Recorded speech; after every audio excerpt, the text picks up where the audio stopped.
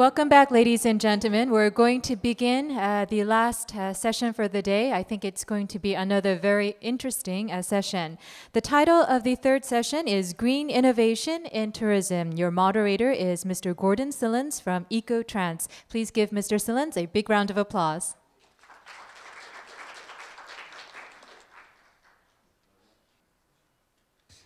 Okay, right. Good afternoon, everybody, and welcome to this third panel session. I'd just like to introduce myself very briefly to say why I'm here as the moderator of this session. I'd like to thank the organisers for inviting me to do this, and the role which I play is given really because I've been working in the European Commission for the last 10 years on and off as a consultant and as an employee of the Commission, and was delivering their tourism innovation policy through the manual, a handbook on learning areas, how to create innovation in tourism. And that has gone on to work in the Destinet portal, the Fast Lane project, which is further action on sustainable tourism learning area innovation networks, of which you heard this morning. The Grid Arundel project is one of our innovation projects linking tourism and conservation.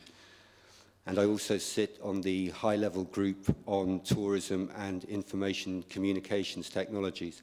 I would expect this panel to be the forward-looking panel of the day, and especially with the theme of the green economy in Rio Plus 20. Here we have a chance to see what the tourism sector could contribute. And I would just like to introduce the panelists first of all. We're going to hear from Dr. Stefanos Fotiou of UNEP's Regional Asia Pacific Office, Mija Park, who's the director from the Ministry of Environment in Korea. We're also going to hear from Saisawan Vadanapadic, the Marketing and Project Development Director of the Kinan Institute in Asia. And finally, it will be Hubert Vonderville speaking about Evia Tourism from France. We have missing one panelist today, Evan Lewis, who won't be here, unfortunately. So with that having been said, I'm going to give the floor to Dr. Stefanos. Thank you very much, Stefanos. Thank you, Gordon.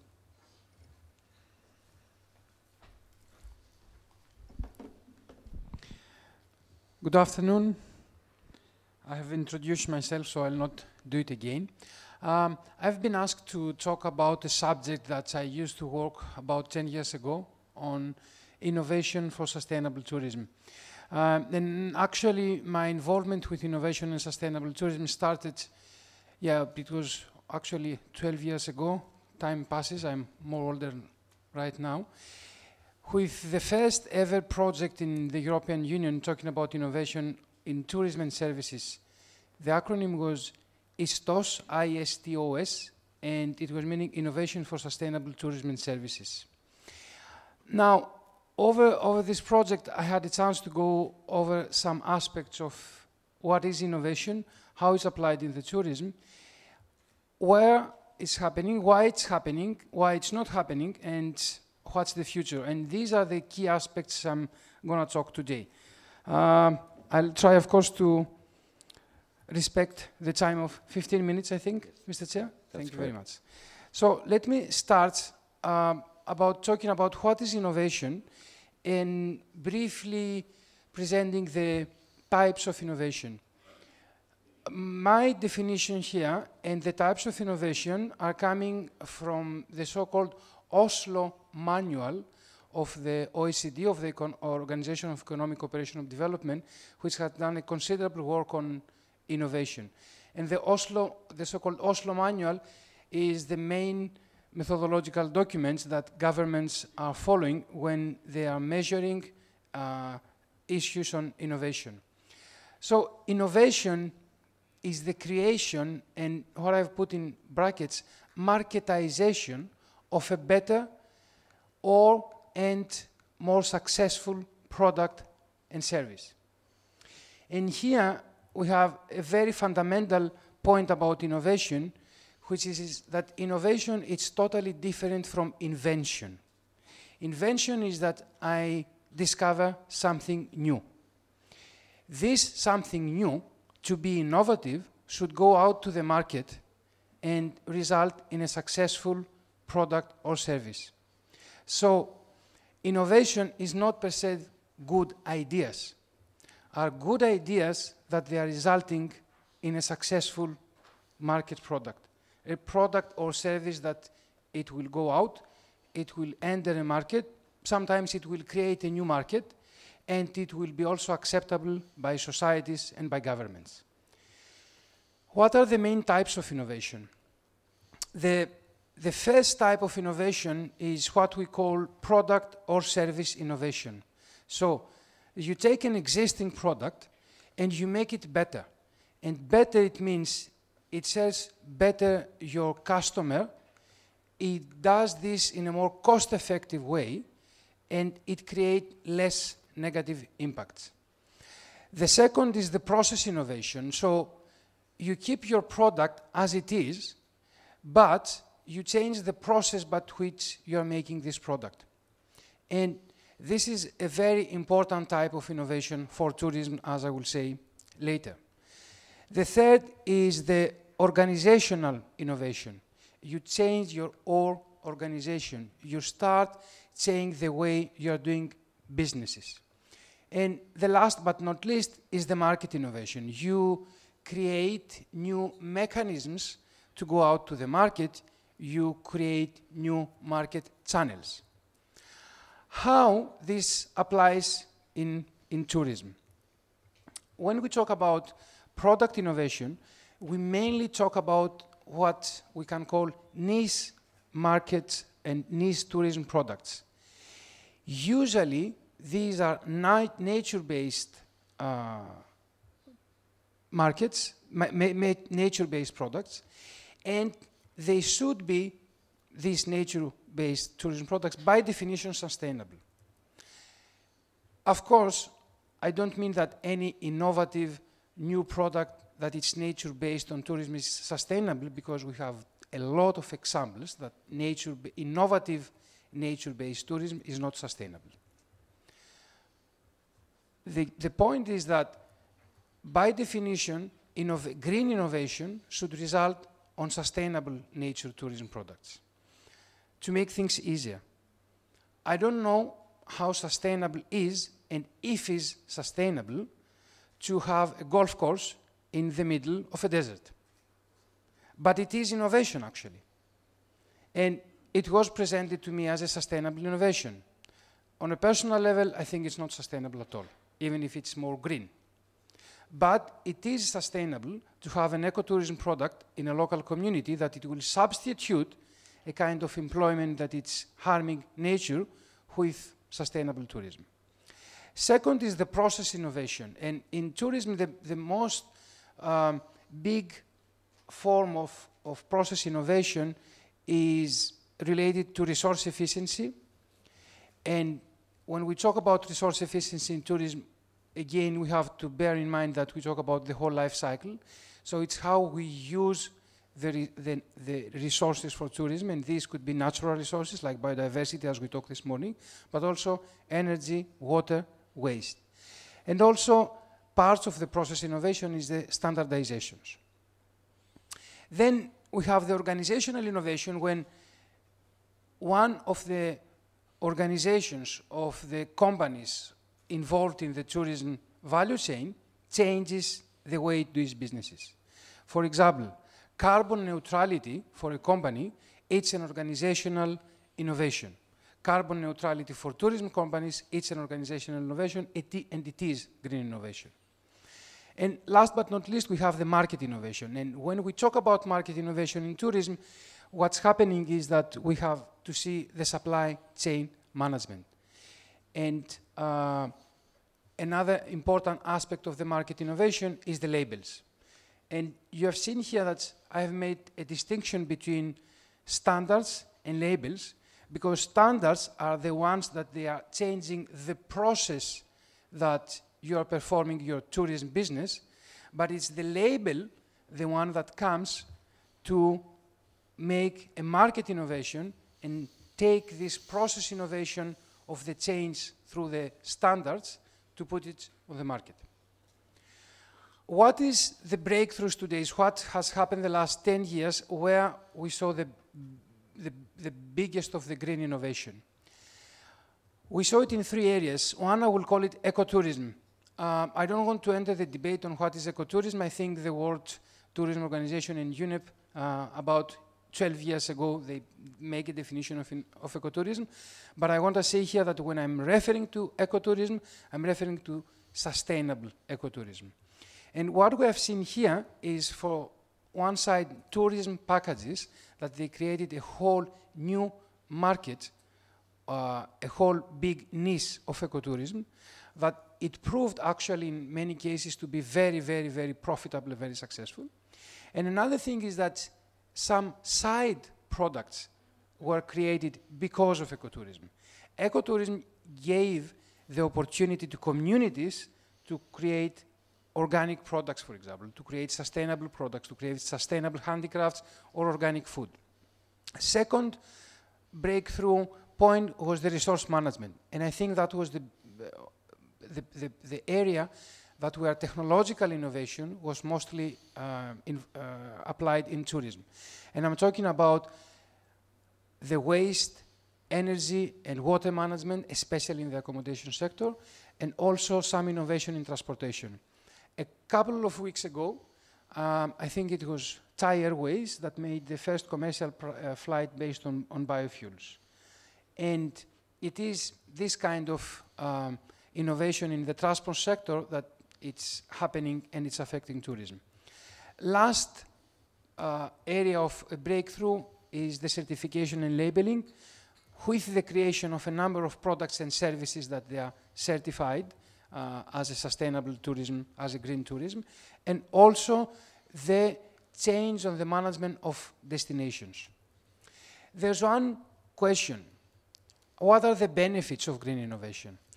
And I'm having here 4 main points. The one is reduced resource use. Green innovation for tourism results on reduced resource use. It results also on the creation of new markets, on reduced waste, and on conservation of assets, and one of these very important assets being biodiversity. At the end of the day, and on the business case, these benefits are result on companies' profitability. Because if you reduce resource use, you reduce your cost. If you create new markets, you increase your revenue. If you reduce your waste, you again reduce your cost. And if you conserve your assets, you are increasing the financial basis of which you are doing tourism. The question is it happening massively, green innovation in tourism? And I humbly believe that it's not happening massively. Why it's not happening massively? 4 main reasons. The one is what I will call corporate culture that focus only on profits. It's something that UNEP in a joint research study that was published a couple of weeks ago called short-termism. Companies look only at short-term profit and nothing more.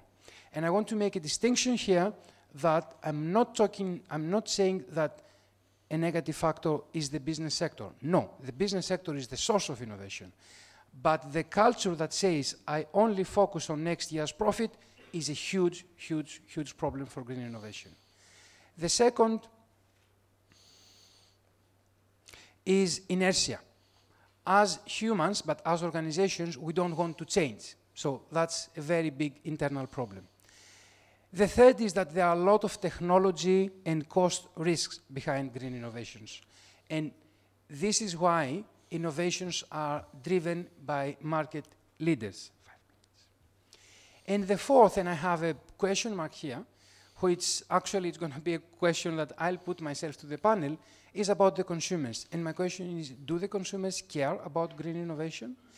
There was a study some years ago saying that when people go for vacations, they try to be more relaxed. So they try to forget about things that they have to care when they're home. And you know, when they're home, they say, okay, you have to reduce resource use, you have to recycle, blah, blah, blah. And then they go on vacations and they say, I mean, give me a break. Now, I want to forget about these things because I'm here to have fun. But at the same time, it's the tourists that they can spread messages of innovation. I'm not convinced that today we have a massive demand for green innovation in tourism, but it might happen. So what's the future, according to my very small experience? The first is that I think the degree of penetration of green innovation in tourism depends on three main things. The one is the fuel prices, including the aviation, I'm sorry for the mistake, aviation fuel taxes. You know that aviation is excluded today from the cap and trade system of the UNFCCC. Many regions with Europe as the leading one are taking measures for this, but it is the price of fuels that it will drive innovation. I was trying to put a graph showing the evolution of patents for energy efficiency in relation to the oil prices. What you will see if we had this graph is that the patents, which results in innovative products on energy efficiency, are following the price of oil. When the price of oil goes up, 6 months or 1 year after, the number of patents are going up. When the price is going down, the patents are going down. So we need, and I know nobody likes what I say, but yes, it's increased fuel prices that they can drive innovation. Second thing is taxes, and mostly local ones, taxes that they will redistribute the tourism income. And third is a regulatory framework for resource use. The regulatory framework for the use of water, for the use of biodiversity in each country will drive or not drive green innovation. If we try to think about the successful, sustainable tourism business of the future, what is this green business? Well, it is one that it will create something that I have called it here, breakthrough sustainable tourism product or service for the massive tourism segment. ROAP said that we need to address the massive tourism segment. So we need to create this breakthrough product or service. And I'm finishing, Sarah, by making my last story. It's difficult to present this concept if you don't give an example. I don't have an example from tourism, but I have an example from another industry. Can somebody tell me what is this? Come on. Mobile phone. It's a smartphone, actually. Yeah. Yes? Like I have a second question. Do you know who invented the smartphones?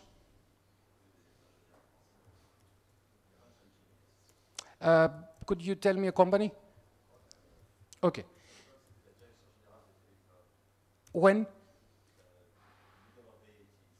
Middle of 80s. The mobile phones. No, I'm talking about the smartphones. Who invented the smartphones? Steve Jobs. Nokia and Apple. Sir? I think I read somewhere that Samsung actually created the technology for the... Okay, Nokia, Samsung, Apple. Third question, Kodak, third question, and I'm finishing with my question. When? Give me a year.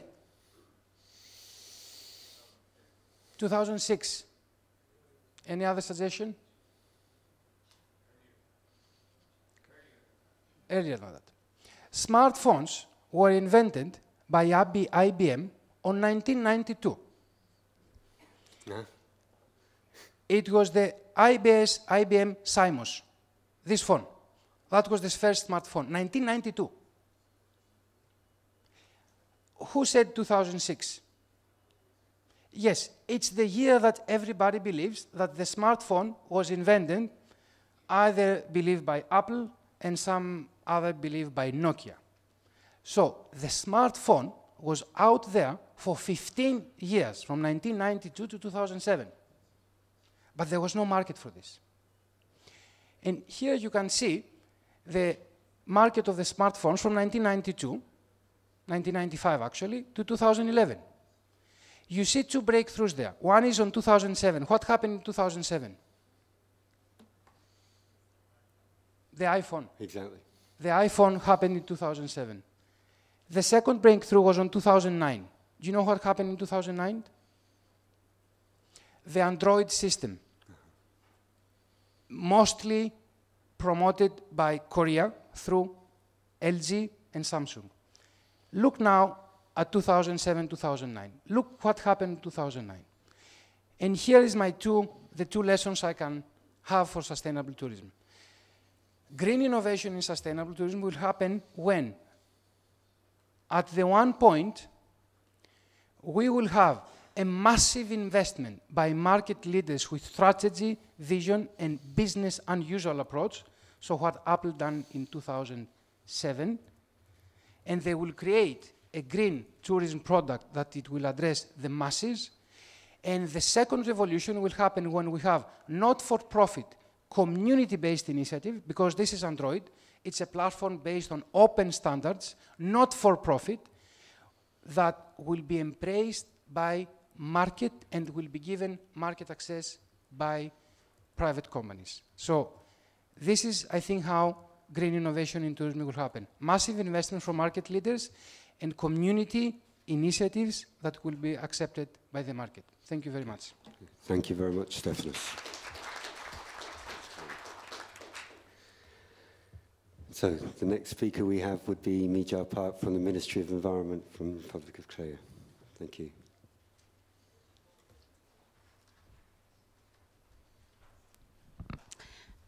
안녕하세요.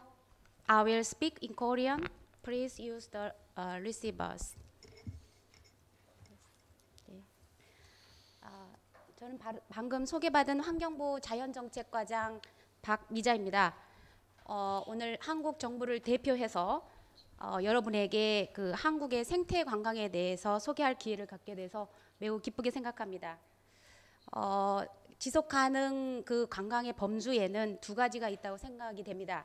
첫 번째는 그 전통적인 그 관광 산업의 녹색화와 두 번째는 생태 관광과 같은 실질적인 지속 가능성을 담보할 수 있는 그 대안적인 관광, 이 두 가지 축이 있다고 생각하는데, 저는 오늘 특히 그 한국에서 녹색 경제, 녹색 성장의 관점에서 시도되고 있는 대안적 관광으로서의 생태 관광 사례를 중점적으로 이야기하고자 합니다.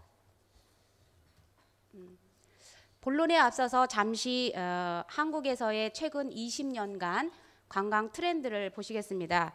3단계로 발전 과정을 구분해 놓은 자료가 있는데요. 한국에서 1988년에 서울 하계 올림픽이 개최됐습니다. 이 이후에 사회 전 분야에서 많은 변화가 급물살을 탄 것 같이 이렇게 있었습니다. 관광 분야도 마찬가지입니다. 첫 번째 세대인 1990년대 말까지는 단체 패키지 투어로 대표되는 그런 세대였습니다. 그러다가 인터넷의 보급으로 여행 정보가 풍부해지고 자가용 등과 같은 교통수단의 발달로 인해서 점차 개별화된 2세대 관광을 거쳤습니다. 그리고 최근에는 2, 3년부터는 지역 경제도 살리고 환경도 지키는 생태 관광이 크게 곽강을 맞기 시작을 했습니다. 설문조사에 의하면 우리 국민들의 67%가 생태 관광이 지역 발전과 자연 자원의 경제적 가치를 높이는 데 기여한다고 그렇게 인식을 하고 있습니다. 이러한 그 관광 패러다임의 변화에는 세계적인 어떤 경제 위기를 탈출하고자 하는 그런 요인과 기후 변화라는 환경 문제를 극복하기 위해서 한국 정부에서 일고 있는 녹색 바람이 큰 기여를 했다고 생각이 됩니다. 물론 국제적인 기구에서의 어떤 그 녹색 경제에 대한 논의, 그다음에 지속 가능 발전 논의가 역시 힘을 또 발휘를 했다고 봅니다. 서로 상호작용을 한 것이죠. 다음 페이지 되겠습니다. 한국에서의 그 에코투어리즘과 관련해서는 2008년이 상당히 중요한 기점이 되고 있습니다. 2008년 8월에 이명박 대통령께서 녹색 성장을 국가 비전으로 선포를 하셨고, 이어서 10월에 창원에서 열린 람사르 총회를 계기로 해서 전국의 그 환경 보전의 가치와 현명한 이용에 대한 인식이 대폭 높아졌습니다.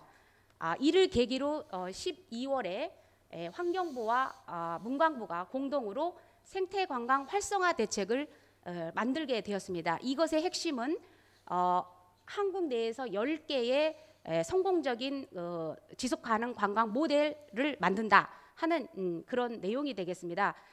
그래서 한국에서 에코투어리즘의 궁극적인 목적은 무엇보다도 녹색 성장입니다. 이거는 확고하게 이렇게 정립이 되어 있는 부분이고, 이러한 비전 달성을 위해서 3가지 골 정책 목표를 설정을 했는데, 첫 번째가 보전과 현명한 이용의 융합입니다.